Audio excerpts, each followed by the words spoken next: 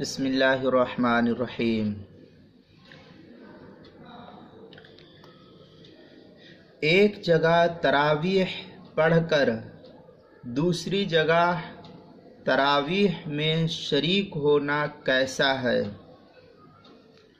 جواب: اگر کوئی شخص ایک جگہ تراویح پڑھ چکا ہو یا اسی طریقے سے تراویح پڑھا چکا ہو، پھر دوسری جگہ جا کر نفل کی نیت سے تراویح کی جماعت میں شامل ہو جائے تو شرعاً اس میں کوئی حرج نہیں ہے۔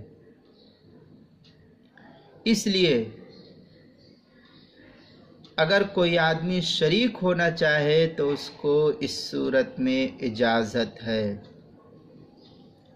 چنانچہ حلبی کبیری کے اندر روایت ہے: وَلَوْ أُمَّ رَجُلٌ فِي التَّرَاوِيحِ ثُمَّ اقْتَدَى بِآخَرٍ فِي تَرَاوِيحِ تِلْكَ اللَّيْلَةِ أَيْضًا لَا يَكْرَهُ لَهُ ذَلِكَ۔